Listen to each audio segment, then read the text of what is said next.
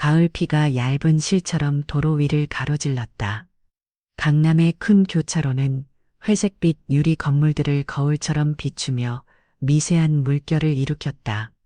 검은 세단이 노란 청지선을 밟고 멈추자 운전석 유리창에 빗방울이 점점 꺼졌다, 붙었다 했다.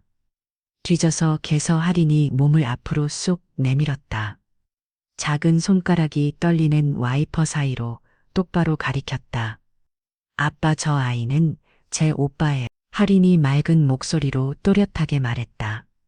강대현은 귀로는 들었지만 한 박자 늦게 의미를 이해했다. 말이 조용히 가슴속에 박혔다. 그가 고개를 돌리자 신호등 기둥 아래 빗물에 젖은 신문지를 깔고 앉은 한 소년이 보였다. 발은 맨발이었고 왼팔로 말라붙은 개를 꼭 끌어안은 채웠다. 소년의 머리칼은 젖은 잔디처럼 이마에 달라붙어 있었고 눈동자는 커다랗게 비어 있었다. 그 앞에 종이컵 하나가 놓였지만 비는 종이컵의 힘을 우습게 만들고 있었다. 조수석의 경우 문이 짧게 말했다. 회장님, 곧 출발하셔야 합니다. 대기 카메라가 이미 기다려 대현이 낮은 목소리로 말했다. 옆자리에서 지연이 눈썹을 찌푸렸다. 담백한 베이지색 원피스에 물기가 닿을까 손가락으로 옷자락을 살짝 들어 올렸다. 당신 오늘 어떤 짤인지 알죠? 꽤난 눈길 끌 필요 없어요. 할인 그런 소리 함부로 하지 마. 할인은 들의 자세를 가다듬고 창문에 손바닥을 붙였다. 정말이에요. 마음이 아는 거예요. 저 아이는 오빠예요. 경우몬이 이미 차문을 열고 내리려는 순간 대현이 먼저 버튼을 눌렀다. 찬 공기와 젖은 흥대음이 차 안으로 파고들었다. 그는 우산도 챙기지 않고 차 밖으로 내려섰다. 회색 정장의 어깨에 씹힌 물이고요. 깊은 색으로 번졌다. 차 뒤에서 경우모은 둘이 그 빛 따라 붙었다. 회장님, 제가 가겠습니다. 비켜, 대현이 짧게 말했다. 그는 신호등 아래로 걸어 들어갔다. 빗방울이 얼굴에 박혔. 가까이 다가서니 소년의 손등에 가나다란 긁힌 자국들이 줄줄이었다. 소년은 놀란 듯 몸을 옴지레지만 도망치지 않아야 했다. 품에 안긴 깨도 깽깽 소리를 내지 않았다. 아마도 소리가 나면 주인의 종이컵으로 비가 더 들어갈까 봐 숨을 참는 듯 했다. 괜찮네. 대현이 조용히 말했다. 목소리는 그가 회실에서 쓰던 음성과 달랐다. 소년의 눈길이 그의 목소리를 따라 움직였다. 빗 맞으면 감기 걸린다. 대현이 자신이 입고 있던 외투 단추를 풀었다. 얇은 기모왕감이 비에 젖어 무거워졌지만 그는 신경 쓰지 않았다. 외투를 소년의 어깨에 덮어주자. 소년의 작은 몸이 외투 덮에서 한 번 떨렸다. 품에 있던 개는 외투도 따뜻함을 따라 더 깊숙이 파고들었다. 경호원이 뒤에서 서둘러 우산을 펼쳤다. 우산 끝에서 떨어지는 물방울이 소년의 볼을 스쳤다. 지연의 목소리가 멀리서 빗소리 사이로 뚫고 들어왔다. 당신 지금 뭐 하는 거예요? 사진 찍힙니다. 차로 돌아와요. 소년은 고기를 약간 겨우댔다. 눈썹 아래 작고 둥근 턱이 겨우 피를 버티고 있었다. 대현은 무릎을 살짝 굽혀 눈누 피를 맞췄다. 그제 약은 보았다. 소년의 목에 걸린 작은 금속 펜던트. 늘 부어오던 그 모양. 그린이 태어난 날 그의 손으로 택해 건네준 그곳과 같은 라운드 컷, 같은 작은 홈, 같은 얇은 음각선. 심장 근처에서 번뜨신 미세한 빛에 그의 시간을 잠깐 끊어냈다. 그 목걸이 언제부터 하고 있었니? 대현이 물었다. 소년이 입술을 열었다. 그 때문에 목소리가 더 얇게 들렸다. 아기 때부터요. 누가 목에 걸어졌는지 몰라요. 소년이 그렇게 말했다. 경호원 한 명이 소년 쪽으로 발끝을 옮겼다. 그의 손은 자연스럽게 소년의 팔을 떼어내려는 방향으로 움직였다. 작은 움직임에 개가 한번 운공 끊는 소리를 냈다. 대현은 손바닥을 들어올려 경호원의 손을 멈추게 했다. 손 대지 마. 대연이 분명하게 말했다. 교차로 건너편에서 누군가 사진을 찍는 셔터음이 들렸다. 플래시가 2번 번쩍였다. 지연의 숨소리가 짧아졌다. 운전기사는 급히 무전을 쏟아냈다. 피출구 다른 라인으로 회피 준비. 할인이 차문을 바짝 연 채 몸을 반쯤 밖으로 내밀었다. 아빠 그거 우리랑 똑같아요. 할인이 말했다. 지연이 급히 아이를 제지했다. 들어가. 대연은 소년의 펜던트를 천천히 보았다. 빗물이 금속 표면으로 스쳐 지나가며 얇게 갈라졌다. 펜던트의 뒷면 거의 보이지 않는 각인 끝에 빛을 받아 아주 잠깐 눈을 찔렀다. 아주 작고 정직한 선들이었다. 소녀는 숨을 구르고 손끝으로 어둠 속을 더듬듯 시선을 모았다.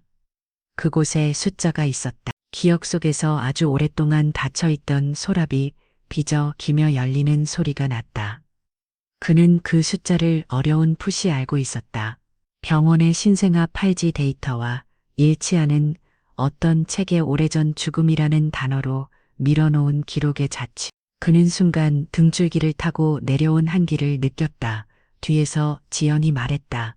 이제 충분해요. 빗소리는 더 고르게 내렸다. 소녀는 외투를 옮겨준 채 대연을 올려다보았다. 대연은 대답 대신 소년의 눈동자를 오래 바라보았다. 눈동자 안에서 빗물이 흔들렸다. 같은 시간 같은 도시에서 서로를 몰랐던 생의 길이 겹쳐지는 소리 났다. 그가 다시 한번 펜던트 뒷면에 시선을 떨고 왔을 때 빛이 숫자 한 줄을 또렷하게 드러냈다. 그 숫자는 그가 잊었다고 믿었던 과거의 문을 여는 열쇠처럼 서 있었다. 이 사장은 이미 조명이 켜진 무대와 서늘한 에어컨 바람으로 사람들의 움직임을 굳혀놓고 있었다. 유리 천장에 떨어지는 빗소리조차 실외에서는 미묘한 운급으로만 사회자가 리허설로 마이크 테스트를 반복하는 동안 강대현은 빈 의자들 사이로 서서히 걸었다. 내 손목 시계는 제대를 가리켰지만 머릿속 시계는 한참 전 교차로에 멈춰 있었다. 회장님 대본 체크하시죠. 비서가 조심스럽게 말했다. 잠깐. 대연이 짧게 대답했다. 그는 무드 옆 커튼 뒤옆 다른 사람들의 시선이 닿지 않는 공간으로 몸을 끼움이 옮겼다. 유명의 테두리가 어깨를 뜨겁게 스쳐 지나갔다. 손바닥에 아직 남아있는 비의 차가움이 서서히 사라지는 중이었다. 손끝은 자신도 모르게 펜던트의 음각선을 더 눈고 있었다. 물론 그의 손에는 아무것도 없었다. 하지만 기억은 손의 형태를 만들었다. 그린이 작은 발걸음으로 아버지를 찾아왔다. 들의 숨이 땀이 바닥을 스치며 부드럽게 흔들렸다. 아파, 그 아이 어디 갔을까요? 할인이 물었다. 찾아보자. 대연이 말했다. 말하는 순간 그는 이미 마음속으로 결정을 내리고 있었다.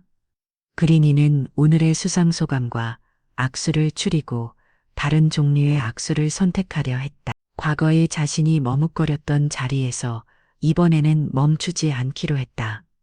지연이 다가와 아이의 손을 꼭 잡아당겼다. 할인 약속했지.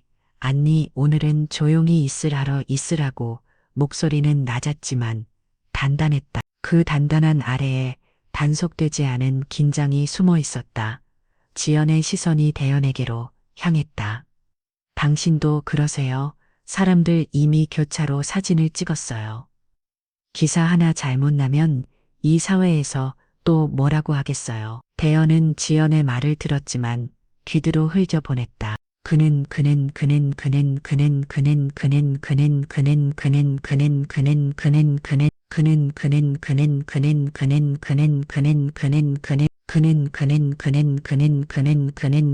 하늘 숲 단호는 부드러웠지만 그의 기억 속에서는 마른 가지처럼 삭소리를 내며 부러졌다.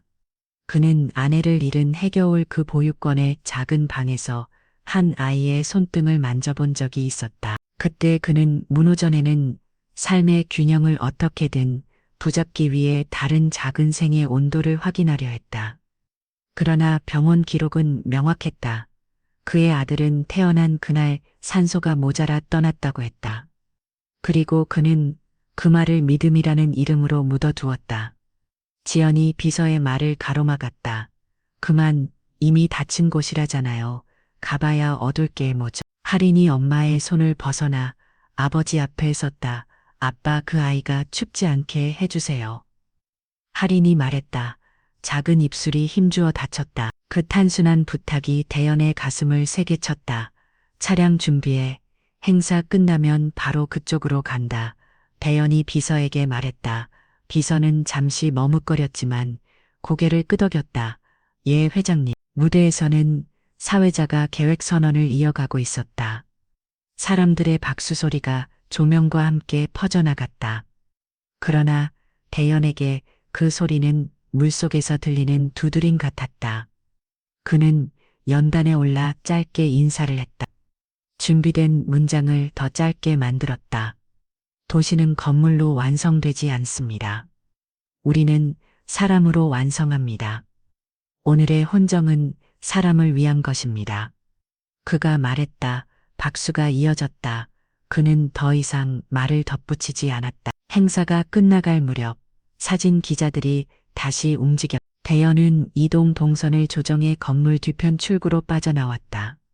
비줄기는 여전히 가누로했지만 끈질겼다. 차문을 여는 순간 지연이 다시 그를 붙잡았다. 당신 지금 정말로 갈 생각이에요. 그래, 대연이 답했다. 그 아이가 누구든 당신의 과거를 흔들 이유는 없어야 해요. 당신은 회장이고 아버지예요. 할인의 지연이 말했. 그 말은 정론처럼 들렸지만 어딘가에서 무언가를 감추는 사람의 목소리였다. 대연은 길게 설명하지 않았다. 아버지니까 가는 거야, 그가 말했다. 차가 움직이자. 할인은 창밖으로 다시 비줄기를 따라 시선을 보냈다. 비 속의 교차로가 스쳐 지나가고 유리 위로 빗물이 길을 만들었다. 그 길이 어디로 이어지는지 이제 막 한 사람이 정확히 알기 시작했다.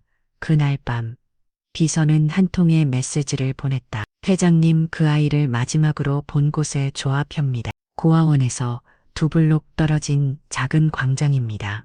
지도 위에 빨간 피니 화면 한가운데에 바퀴 있었다. 비서는 이어서 짧은 문장을 덧붙였다. 참고로 회장님이 예전에 방문하셨다고 기록된 보육원이 바로 그 하늘 숲이입니다. 밤 공기는 낮의 빗물을 차분히 식혀놓고 있었다. 광장이라 부르기 민망할 만큼 작은 공간에 오래된 가로등 둘이 서 있었다. 한쪽 등은 목소리를 잃은 듯 깜빡이며 죽어가는 빛을 내고 다른 한쪽은 과장된 친절로 주변을 너무 환하게 비쳤다. 그 밝음과 어둠 사이의 중간점 아스팔트가 균열난 자리 위에 소년이 앉아 있었다. 낮에 본 그 소년, 품에 안긴 개는 몸을 동그랗게 만 채 잠들어 있는 듯 했다. 검은 세단이 모통에서 불을 껐다. 대연은 혼자 내렸다. 경호원 누른 골목 입구에 남아 주변을 살폈다. 바닥에는 비가 남긴 냄새와 낡은 분식집의 기름 냄새가 조금 섞여 있었다. 안녕, 대연이 말을 건넸다. 소년이 고개를 들었다. 멀리서 본 것과 달리 가까이서 본 눈동자는 빛을 더 많이 머금고 있었다. 아저씨, 소년이 조심스럽게 말했다. 이름이 뭐니? 대연이 물었다. 소준호요. 소년이 대답했다. 그는 이름을 말하면서도 마치 그 이름이 자기 것이 맞는지 확인하듯 입술을 한 번 더 움직였다. 대연이 그 이름을 입안에서 굴려보았다. 이름은 생각보다 가벼웠다. 너무 가벼워서 공중에서 오래 머물 것 같다. 부모님은? 대연이 물었다. 소년은 어깨를 조금 움직였다. 몰라요. 그러고는 펜던트를 붙잡았다. 이거는 아기 때부터 있었다. 누가 걸어줬는지도 몰라요. 그냥 항상 목에 있었어요. 소년이 말했다. 대연은 손에 든 우산을 옆으로 옮겨 소년과 캐럴 더 깊숙이 가려주었다. 걔가 비에 젖은 털 사이로 코를 내밀었다. 얘 이름은 뭐니? 대연이 물었다. 콩이요. 사람들은 냄새 난다고 싫어하지만 저는 좋아요. 소년이 말했다. 목소리는 미안함과 자랑이 섞여 있었다. 그는 개의 귀를 살짝 쓰다듬었다. 걔가 눈을 반쯤 떴다가 다시 감았다. 배고프지 않니? 대연이 물었다. 소녀는 대답 대신 작은 종이봉투로를 들어보였다. 봉투 안에는 누군가 던져준 삼각김밥 하나가 비닐재로 들어있었다. 아까 어떤 분이 주셨어요?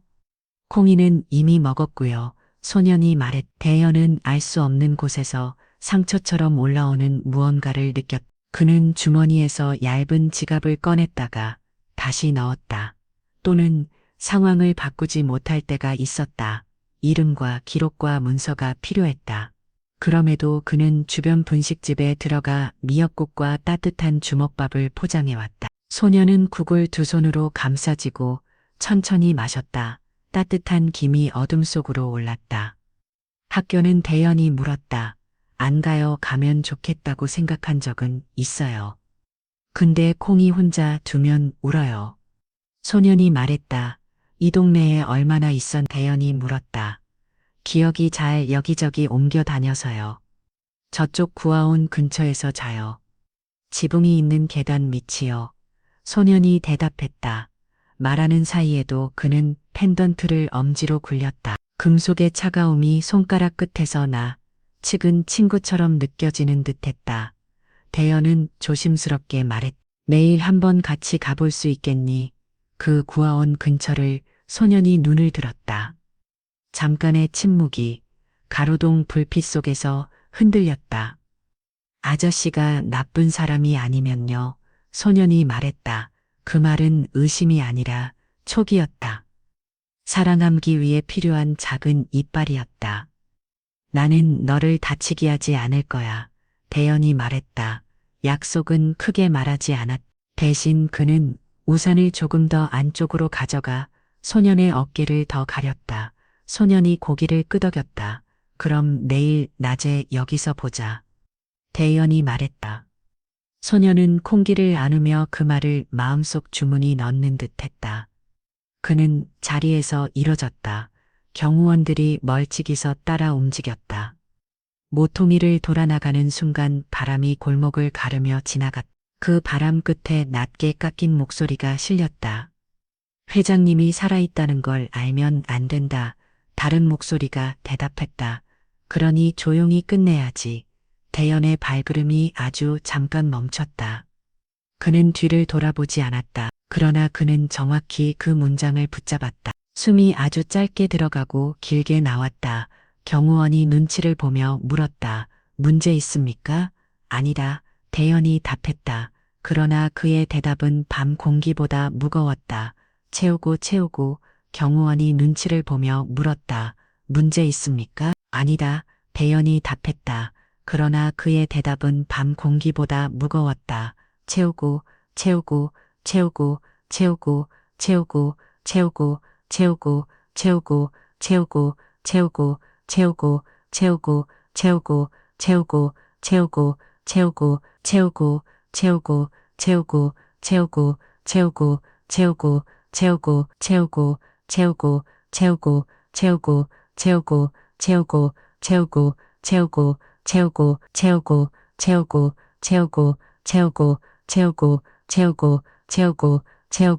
책 펜던트의 얇은 숫자가 더 선명해지는 기분이었다. 골목 끝에 서 있던 검은 정장에 두 남자가 휴대폰을 동시 들어 올렸다. 화면에 켜진 이름은 같다. 그 이름은 회사의 이사회 명단 맨 위주로 있는 성이었다. 그들이 속삭이듯 말했다. 내일 여기서 끝난다. 아침은 느르게 밝았. 구름이 낮게 깔려 도시의 소음을 낮추었다. 강대현은 이런 시간 평원의 기록보관실에 있었다. 안내 직원의 표정은 그를 알아본 뒤 공식적인 미소로 굳어졌다. 회장님 요청하신 자료 연남은 법무팀 확인이 필요합니다. 직원이 말했다. 대연 옆에 있다. 쥐던 사솔 탐정의 회색 바위를 펼쳤다. 법적으로 신청은 돼 있습니다. 신생아 팔찌 코드 대조용도입니다. 탐정의 목소리는 평평했지만 눈동자는 바늘처럼 예민했다. 대연은 설명을 덧붙이지 않았다. 대신 평은 쪽 부원장이 직접 내려왔다. 회장님께서 요청하신다면 일단 내부 확인을 거쳐보겠습니다. 그는 알 수는 없는 시선을 한번 떨구고 열쇠를 꺼냈다. 오래된 서랍장이 열리자 오래 묵힌 종잇 냄새가 나왔다. 플라스틱 상자 안에 보관된 오래전의 목록이 하나씩 책상 위에 올려졌다. 탐정의 펜으로 숫자를 따라가며 적었다. 이게 출생일, 이게 태그 번호, 여기 탐정의 종이 위 한 줄을 톡톡 쳤다. 산을숫과 연결된 사회복지사 접촉 기록 날짜가 회장님 아의 사망일과 같은 날입니다. 대연의 손등에 힘줄이 천천히 드러났다. 그날 기록에는 뭐라고 되어 있나? 그가 물었다. 사산으로 인한 서류 처리 사회복지사 확인이라고 적혀 있습니다. 구원장이 답했다. 단어 하나하나가 합법의 껍질을 쓰고 있었다. 그러나 껍질은 얇았다. 탐정이 속삭였다. 고아원 쪽도 가보시죠. 대연은 고개를 끄덕였다. 그들은 병원을 나왔다. 밖에서 비는 다시 찬잔하게 내리기 시작했다. 하늘숲 보육원은 문패만 남아 있었다. 흰 페인트가 군데군데 벗겨진 건물은 창문을 합판으로 틀어막고 있었다.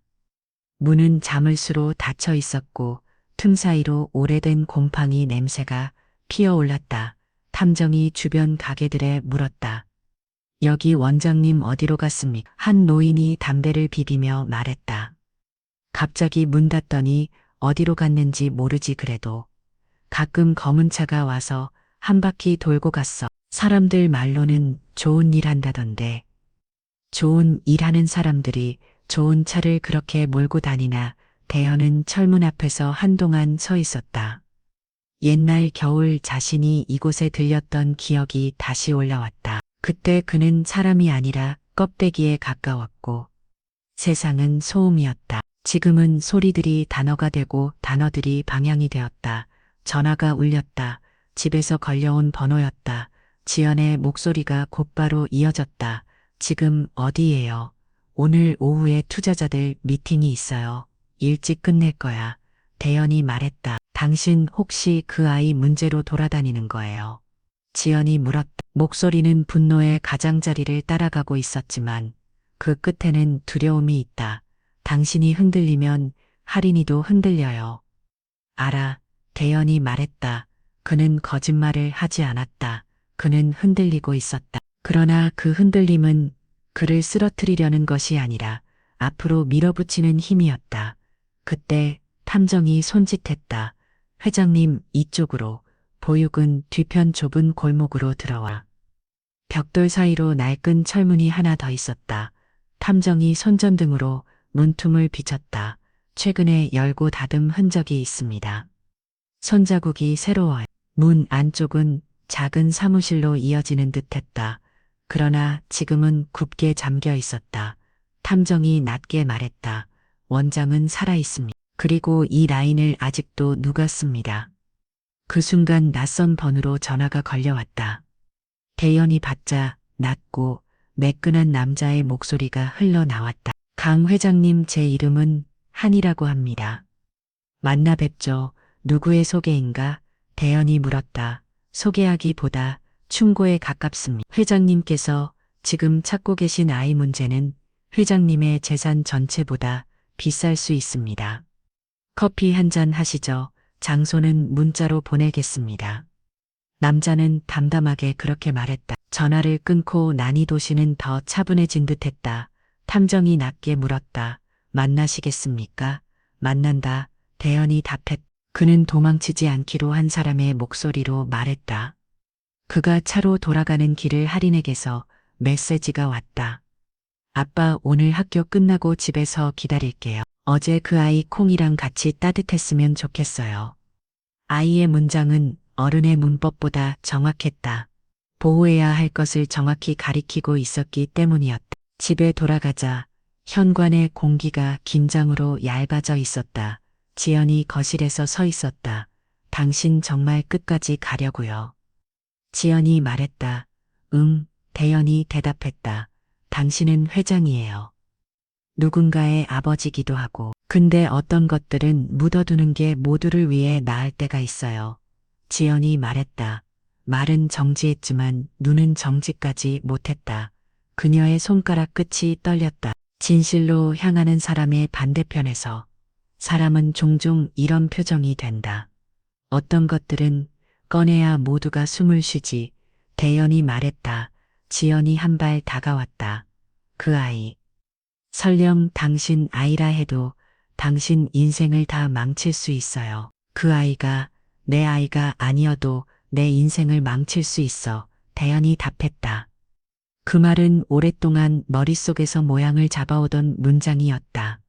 지연은 한숨을 내쉬더니 어깨를 굳게 세웠다.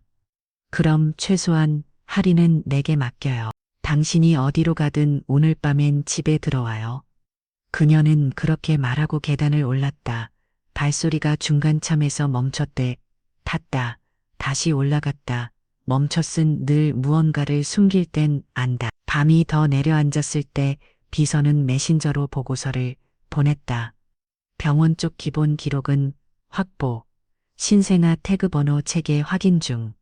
내일 오전 법무팀 동행에 추가 열람 예정. 그리고 한 줄이 더 붙었다. 구하온 원장은 최근 모재단과 접촉. 재단 이사명단 송부, 명단 맨 위에 익숙한 이름이 있었다. 최 회사의 오랜 동료이자 지금은 의사결정 코난을 넓혀온 사람. 그는 자신을 언제나 가족이라 불렀다. 가족이라는 말은 때로 가장 미끄러운 칼이었다. 전화기가 진동했다. 한시에게서 장소가 도착했다. 도심의 한가운데 사람들의 눈이 가장 많으면서도 가장 무심한 자리. 그는 내일을 떠올렸다. 내일은 낯선 사람과 커피를 마시고 오래된 기록과 싸우고 누군가의 손에서 아이를 지켜야 할지도 모른다. 그는 어둠을 오래 응시하지 않았다. 대신 거실 불을 끄고 계단을 올랐다. 방 앞에서 문틈으로 들려온 할인의 숨소리를 잠시 들었다. 그 숨소리는 한 사람을 앞으로 가게 만드는 가장 정확한 북소리였다. 침실 문을 닫는 순간 바깥 담장 너머에서 자동차 시동 소리가 조용히 켜졌다. 꺼졌다. 대연은 창문으로 다가가 커튼을 조금 들었다. 어둠 속에서 두 개의 빨간 브레이크 등이 서서히 멀어졌다. 그 불빛은 마치 누군가의 의도를 뒤에 남긴 된 오래 잔상으로 남았. 다음 날의 커피는 단지 커피가 아닐 것이 분명했다. 도심 한복판의 카페는 바깥 유리창을 타고 내려오는 빗물을 조용히 훑어내리고 있었다. 사람들은 바쁘게 뜨나들었지만 한쪽 구석의 테이블은 비어 있었다. 강대현이 들어주자 매니저가 눈치를 채고 가장 안쪽 자리로 안내했다. 잠시도의 검은 우산을 접은 남자가 다가와 의자 등받이에 우산을 기대어 세웠다. 깔끔한 정정에 광택 없는 구도 말수가 적은 눈빛. 남자는 고개를 숙여 인사했다. 한이라고 합니다. 남자가 낮게 말했다. 대연은 고개를 끄다 커피가 놓이고 한 모금의 시간 동안 침묵이 흘렸다. 한시가 컵 가장자리를 엄지로 한번 문질렀다. 습관이거나 긴장이거나 그는 시선을 들지 않고 말을 시작했다. 회장님께서 찾는 아이 문제는 미안하지만 개인의 감정을 넘어서는 손을 이미 넘었습니다. 회장님이 그 손을 더 밟고 들어가면 계약 손어 계기가 아니라 업계의 판도가 움직입니다. 그렇다면 누가 손을 구웠는지 묻고 싶군. 대연이 말했다. 한시가 처음으로 웃었다. 웃음은 짧았다. 손은 늘 보이지 않는 손이 긁습니다. 이름을 말하지 않아도 되는 손이죠. 그는 조용히 소리봉투 하나를 꺼내 테이블에 올렸다. 봉투는 두껍지 않았다. 그러나 그 위에 놓인 손가락이 봉투를 더 무겁게 만들었다. 여기에는 회장님께서 지금 발을 떼시면 얻게 될 것들이 적혀 있습니다. 몇 프로젝트, 우선 협상권, 허가권 관련 의견서, 그리고 적당한 시기에 필요한 은혜들. 대연은 봉투를 한번 보았다가 그대로 밀어냈다. 내가 필요한 건 목록이 아니라 기록이다. 기록은 사람 손에 달려 있습니다. 한시가 말했다. 인정하셔야 합니다. 아이가 누구인지, 뭐가 진실인지 보다 중요한 건 이 도시에 파묻은 돈과 명단입니다. 그래서 제가 회장님께 말리고 있습니다. 말리는 대신 누가 아이를 그곳에 보냈는지 알려주게. 대연이 말했다. 그의 목소리는 어조를 높이지 않았다. 대신 종악했다. 한시가 잠깐 시계를 내려다봤. 제가 지금 들을 수 있는 건 충고분입니다. 그 손을 넘어가면 회장님이 아끼는 것들의 순서가 바뀔 겁니다. 그는 마지막 한 모금을 마시고 자리에서 일어났다. 돌아서기 전에 아주 짧게 덧붙었다. 그래도 가시겠다면 기록의 줄기를 찾으십시오. 병원과 재단의 사이, 보육원과 협력업체의 사이. 줄기만 잡으면 가지는 스스로 흔들립니다. 남자가 떠나고 카페 소음이 다시 귀가에 돌아왔다. 대연은 봉투를 열지 않은 채 옆자리로 위로 두었다. 창밖으로 흘려내리는 물길이 유리에 가르따란 지도를 그렸다. 그는 지도를 눈으로 따라가다가 휴대폰을 꺼냈다. 탐정에게 메시지를 보냈다. 사망진단서, 발급경로 전수로, 답은 금방 왔다. 곧 뵙겠습니다. 해가 기울 무렵 탐정이 회사 지하 주차장에서 차문을 열었. 뒷좌석에서 회색 파일을 꺼냐며 말했다. 찾았습니다. 사망진단서 위조 청원. 원본과 사본의 소식이 다르고 내부 결제 이력에 애매한 공백이 있습니다. 탐정은 페이지를 넘겼다.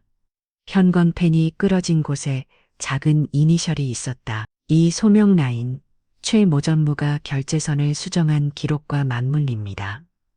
그리고 탐정이 한 장을 덮여줬다. 보육권의 지원금을 흘려보낸 재단, 이사명단 맨 위에 최전무의 매형.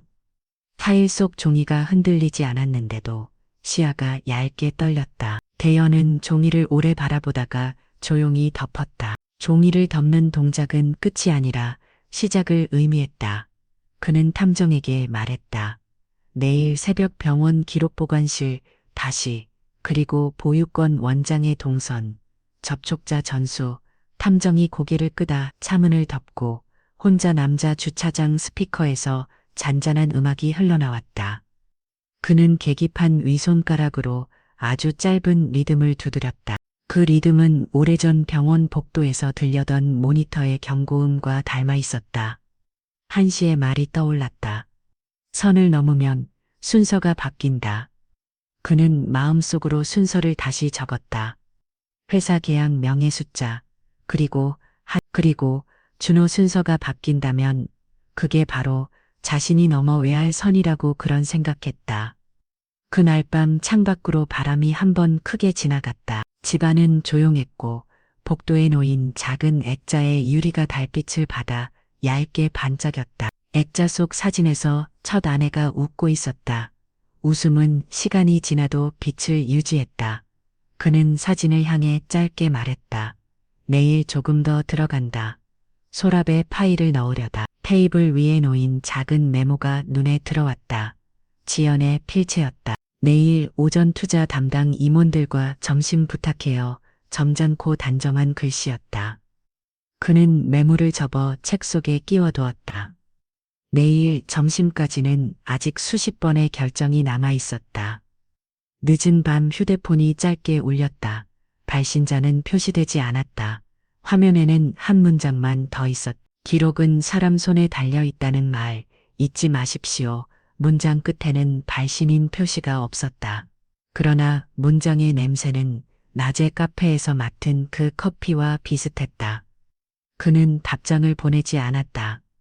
대신 다음날 목록을 머릿속에 적고 불을 껐다. 방 안의 어둠은 잠깐 깊어졌다가 이내 익숙한 크기로 돌아왔다. 문밖의 집 전체가 조용해지는 시간 바닥이 아주 천천히 숨을 쉬는 소리가 들렸다. 누군가의 숨과 누군가의 울음이 그 소리 속에서 얇게 섞여 있었다. 밤이 끝으로 기울 무렵 현관 센스 등이 한 번 켜졌다. 꺼졌다.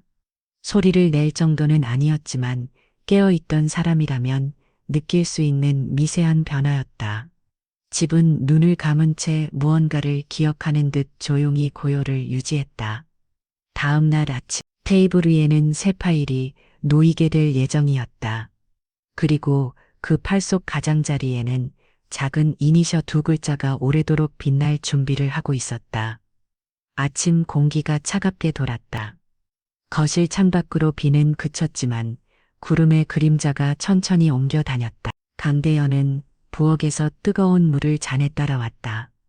끓는 물은 소리를 내며 잔의 모양을 만들었다. 그때 계단에서 발걸음 소리가 났다. 지연이 내려왔다. 얼굴은 평소처럼 정리가 잘 되어 있었지만 눈가에 밤새 닿았던 손길에 흔적이 희미하게 남아 있었다. 오늘은 집에 일찍 들어오세요. 지연이 말했다. 말문을 열자마자 부탁이었다. 미팅이 길어지지 않으면 대연이 답했다.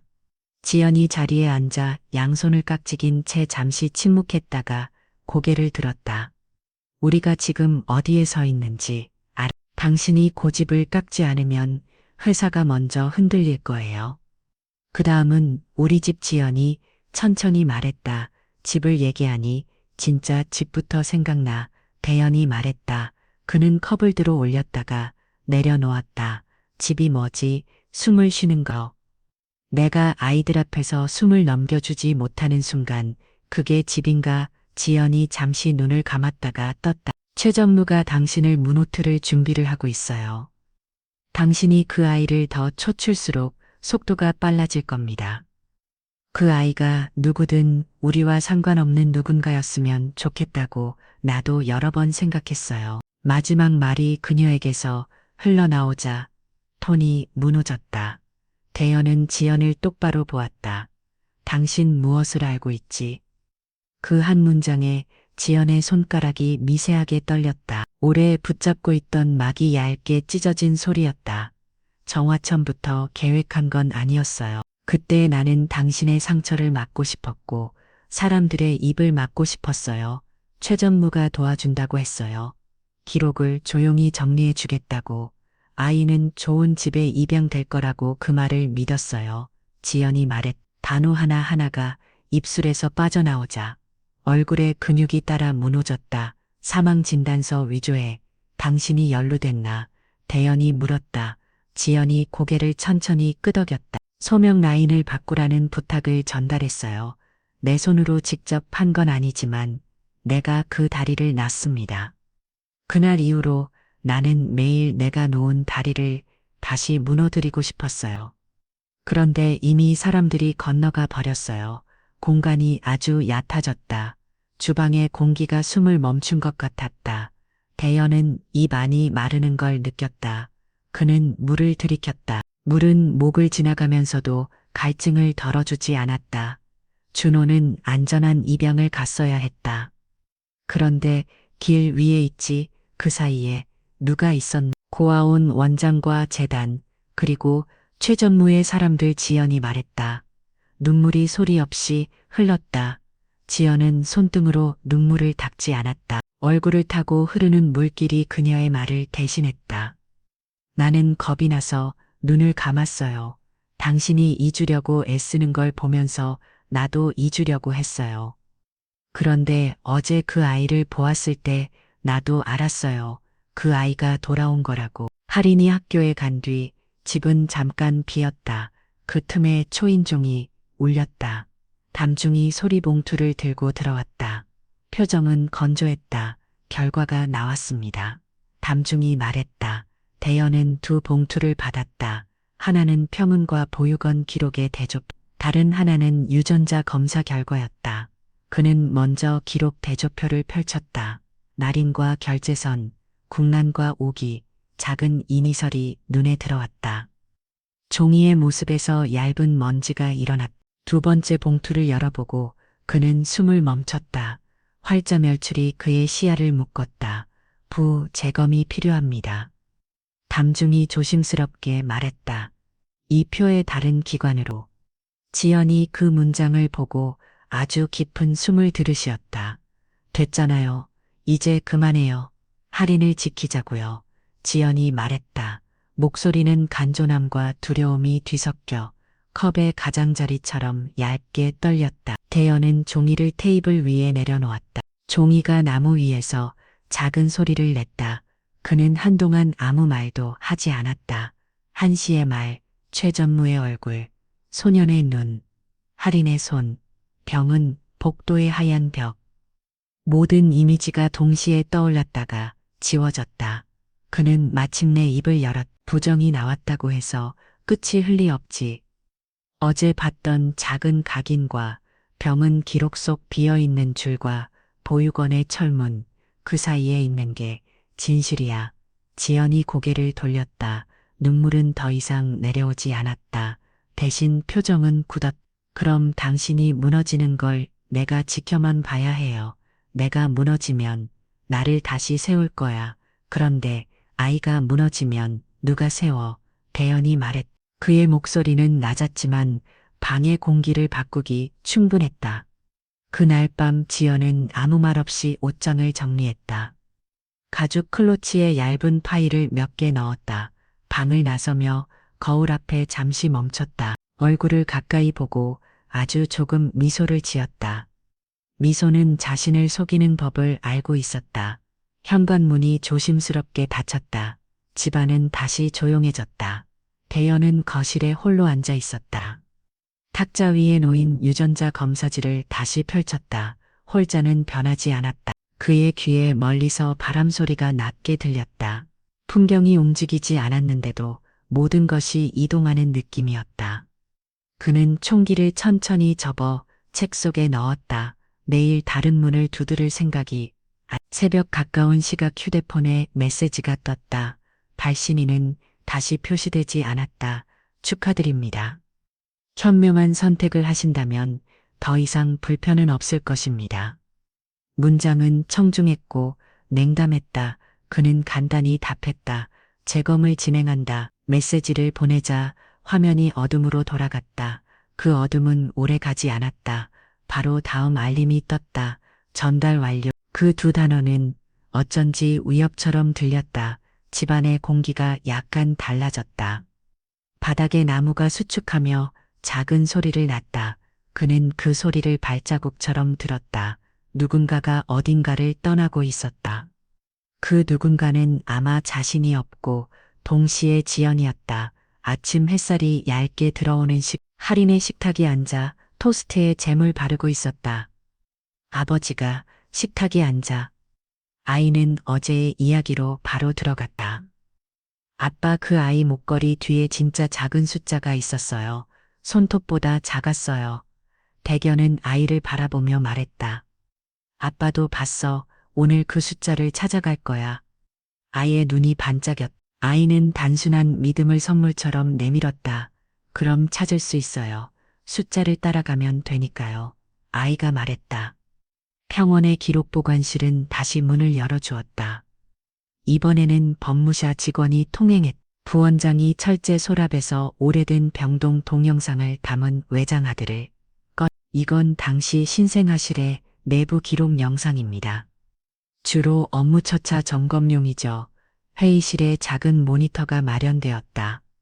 화면 속에는 오래전의 하얀 복도와 평평한 울음소리 간호사들의 손놀림이 있었다. 화면 모습이 날렸다. 탐정이 리모컨으로 재생을 멈추고 돌렸다. 이 시각 대견이 몸을 앞으로 기울였다. 화면 속 간호사가 작은 팔찌를 아기 팔목에 채운다. 팔찌 코드가 잠깐 카메라 쪽으로 돌아섰다. 숫자의 배열이 아주 짧은 순간에 선명하게 나타나고 사라졌다. 탐정이 멈추기를 여러 번 반복해 결국 정지 화면을 만들었다. 확대된 이미지에서 숫자들이 또렷해졌다. 그 숫자는 펜던트 뒷면의 각인과 같다 같다. 순서까지 간호사가 팔찌를 채우면서 작게 말했다. 강시아이. 목소리는 화면 속에 작게 묻혀 있었지만 분명히 들렸다. 대견의 손 끝에 모니터 테두리를 잠깐 붙잡았다. 화면 속 시간이 흐르면서 누군가가 차트를 들고 들어왔다.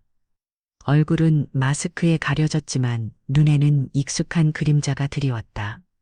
차트를 들고 들어온 사람이 화면 밖으로 사라진 뒤 장면은 급히 전환되었다. 그 전환은 편집이 아닌 삭제의 흔적이었다. 법무팀 직원이 낮게 말했다. 이 부분은 원본에서 누락된 구간이 있네요. 누락 사유 기록이 없는데 이상합니다. 탐정이 이미 다른 창을 열어두고 있었다. 유전자 검사 위탁기관의 소유구조입니다. 표면적으로는 독립법인, 그런데 우회 지문을 통해 최 전무와 연결됩니다. 탐정이 문서를 밀었다. 그때 문이 열리고 변호사 한씨가 들어왔다. 그의 표정은 이전보다 더 말이 없었다. 저를 여기까지 부르셨다군요. 한씨가 말했다. 대연이 물었다.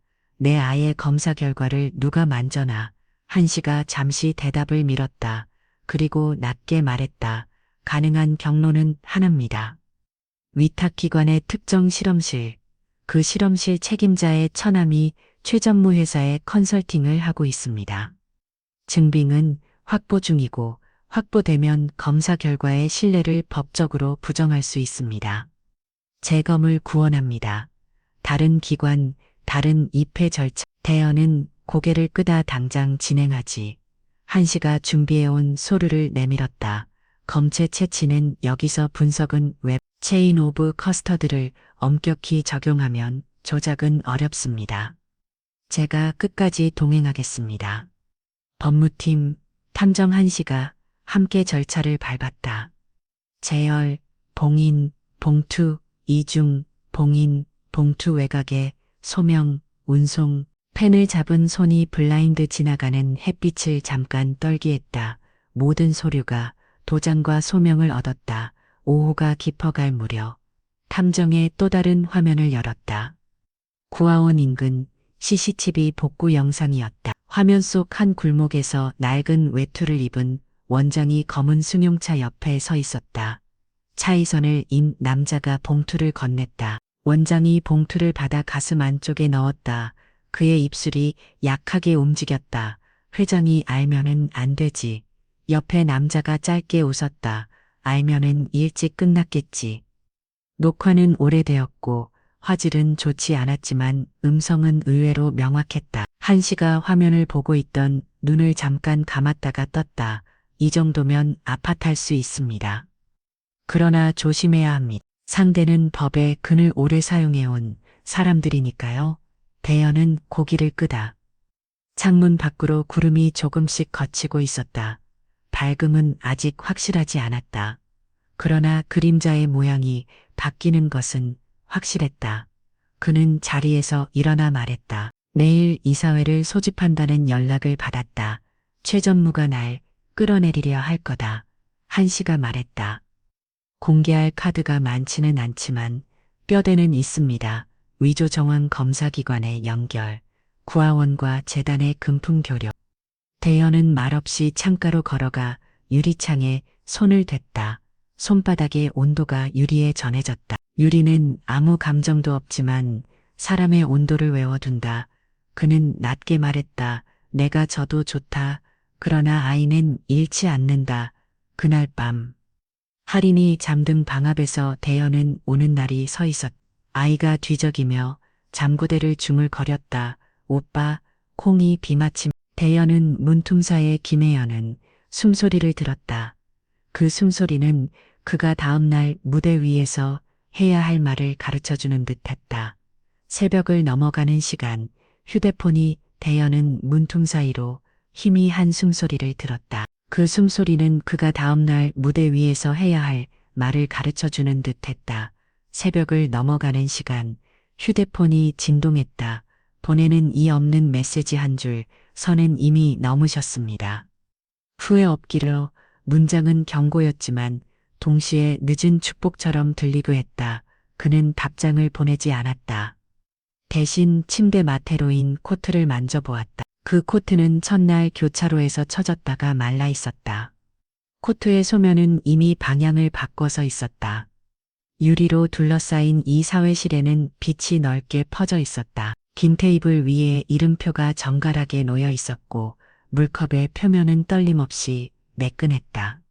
최 전무가 먼저 도착해 사람들과 악수를 나눴었다.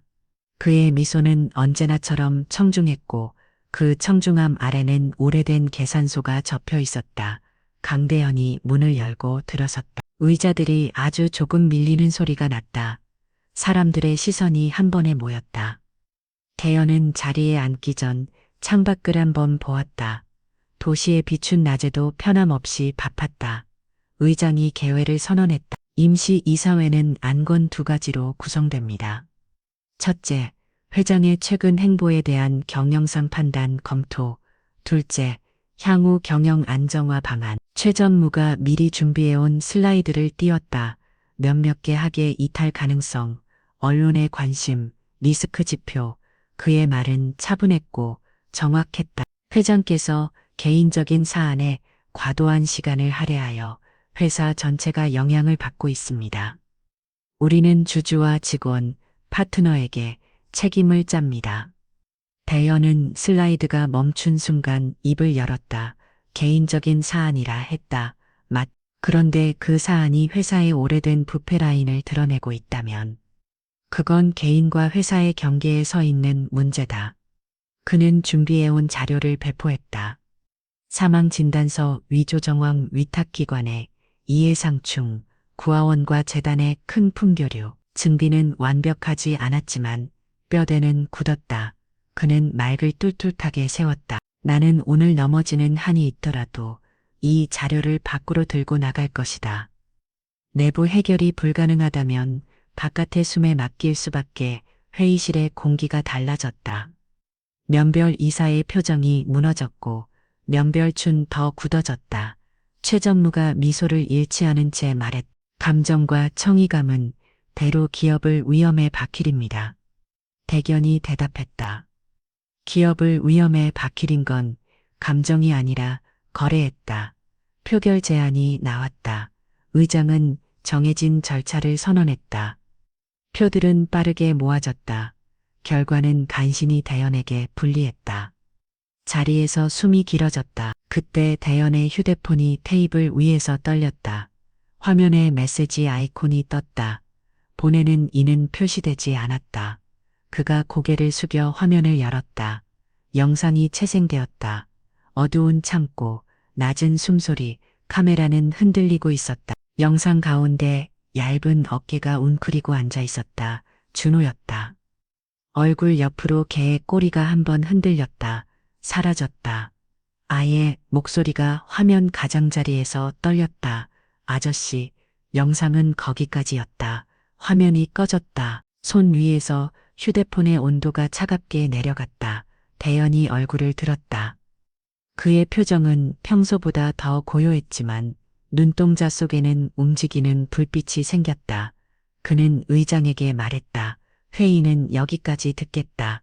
최천무가 말했다. 지금 자리를 떠나시면 절차상 불이익이. 대연이 자리에서 일어났다. 절차는 지키겠다. 그런데 지금은 아이부터 사람들이 옹성거렸다.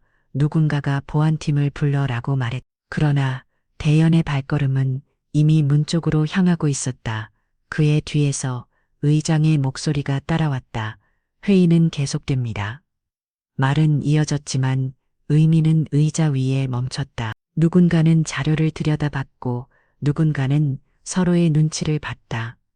바깥 복도에서 대연의 발자국 소리는 서두르지 않았지만 멈추지 않았다. 엘리베이터 문이 닫힐 때 휴대폰이 다시 진동했다. 같은 발신자, 같은 길의 영상. 이번에는 창고의 반대편 벽에 칠해진 낙서가 스쳤다. 하얀 페인트로 그려진 작은 개 발자국. 그리고 파란색의 글자 하나. 할인이 전날 산책길에서 봤다고 말하던 그 모양과 색이었다. 엘리베이터 빛인 그의 얼굴에 아주 잠깐 흔들렸다.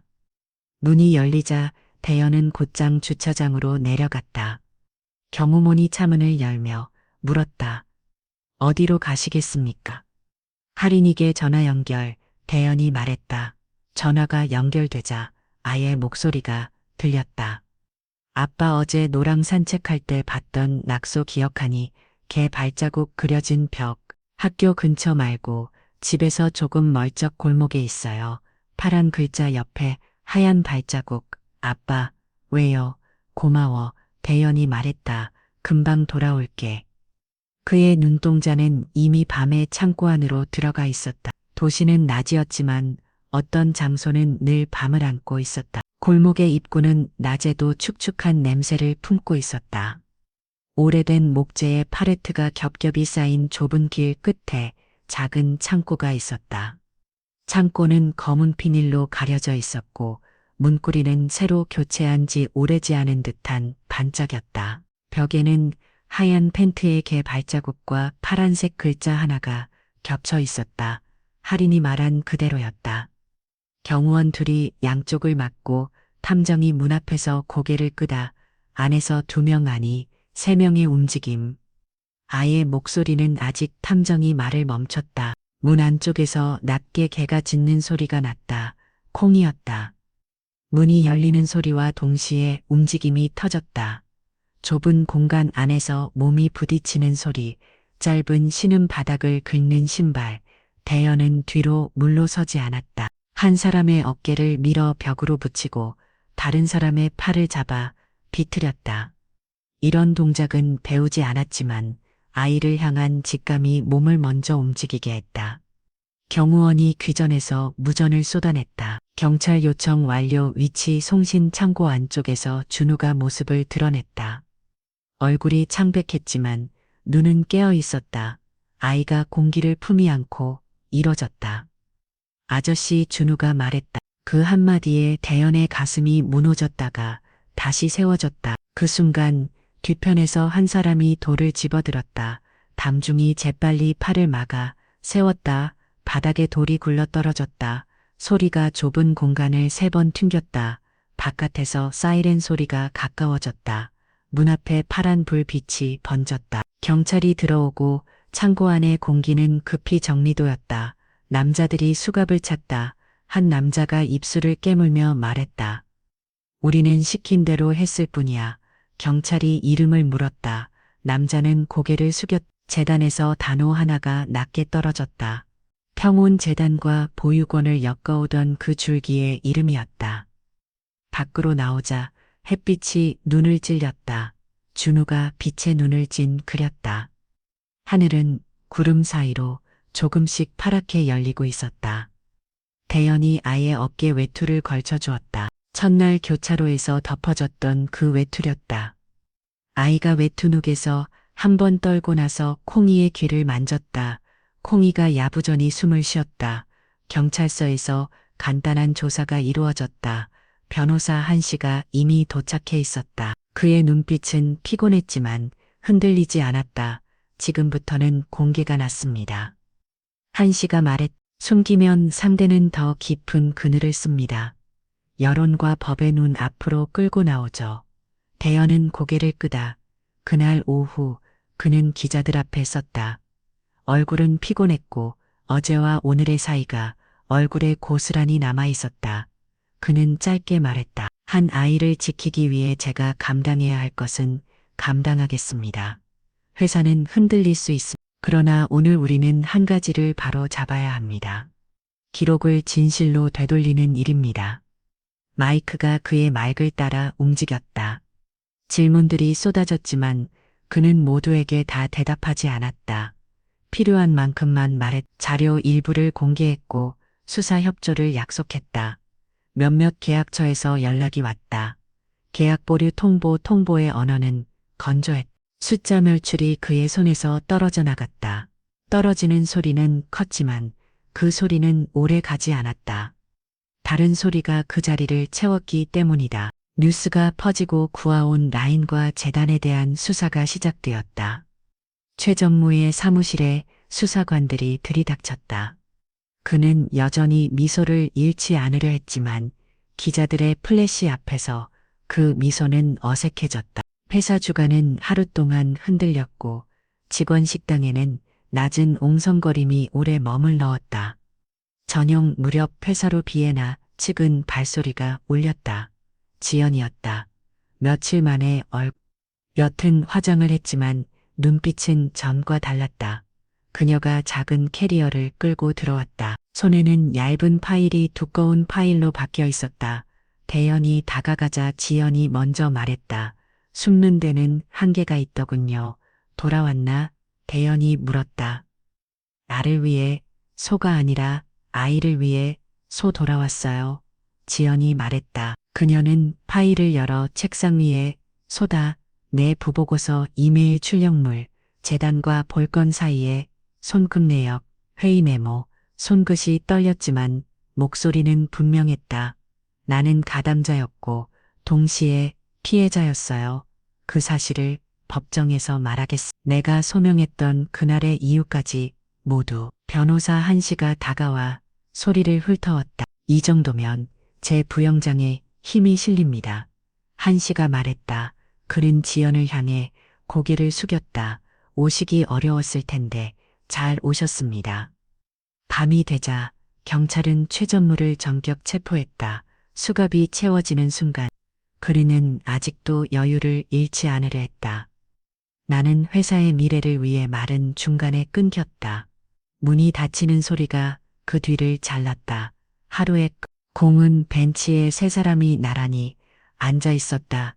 강대현, 할인, 준호. 아이 둘 사이에 코트를 덮어주고 공이는 벤치 아래에서 말없이 누워 있었다. 할인이 준호에게 말했다. 내일은 학교 갈래요. 같이 가요. 준호가 대답했다. 공이는 학교에 못 들어가요. 할인이 웃으며 말했다. 그럼 끝나고 놀이터에서 만나자야.